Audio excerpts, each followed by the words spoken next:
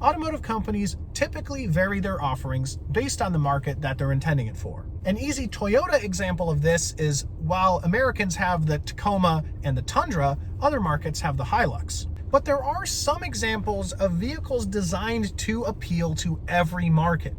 And this concept is called a world car. Things like the Volkswagen Beetle, of course, the Toyota Corolla, and the subject of this week's Toyota History Tuesday, the Toyota Camry. The Camry is Toyota's mid-size sedan offering that dominates its class. And I'm not just saying that as a Toyota person. We'll get there. It is sold almost identically all over the world. The name Camry is a derivation of the Japanese word Camry, meaning crown, and this would continue Toyota's tradition of picking some sort of royalty or crown-related name for their sedans, like the Crown, Tiara, Corolla, and Corona.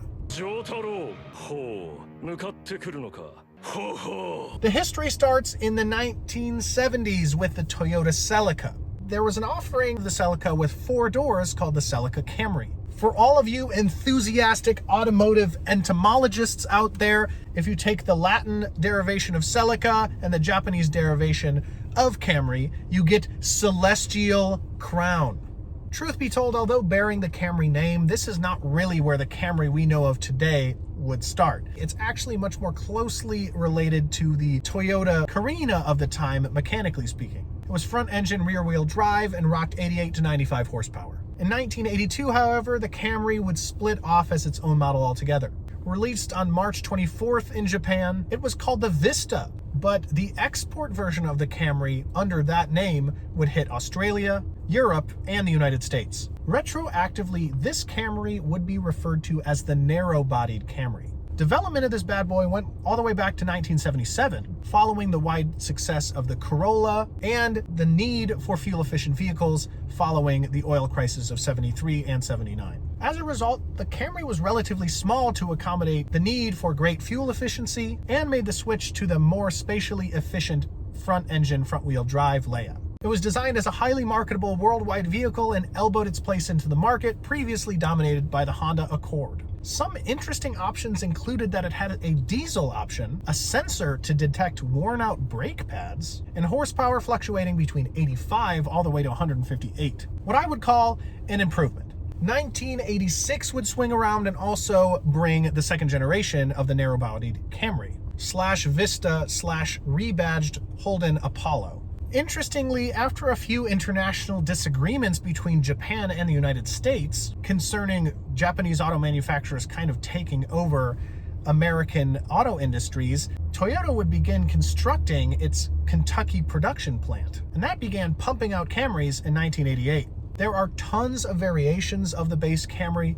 You know, Toyota was designing this as a world car, so it sort of had slight derivations for each market, but the base Camry was the same. There was a station wagon option, there were 4-door hardtop sedans, 4-cylinder gas or diesel options, gas V6 options, front-wheel drive options, or 4-wheel drive options. This Camry was hyper-engineered to kick the competition's butt. Although the Japanese tax system on automobiles tried to restrict vehicles to smaller engine sizes and smaller overall sizes and less be taxed at a higher bracket, Toyota kept the lucrative American sedan market in mind and infringed upon that to make the vehicle a little bit larger, therefore making it more highly taxed in the Japanese market. This would launch the wide-bodied Camry. The Camry took off and surpassed all other mid-size sedans, including its nemesis, the Honda Accord. The second result is that there was a split here. Although not across the board, the narrow-bodied Camry became mostly sold in the Japanese market until 2003. There were narrow-bodied versions of both the Vista and the Camry in the Japanese market, and the differences were style derivations. The wide-bodied Camry referred to the XV10 series. Now officially mid-sized, and that's our boy. It was closely related to the Lexus LS400 and the ES300. It did interestingly come in a 2-door coupe option as well, which is kind of funny as it started as a 4-door derivation of the Celica and now had a 2-door coupe version of its own. Also had the standard 4-door sedan and actually a 5-door station wagon. In the Japanese market, the wide-bodied Camry was known as the Toyota Scepter.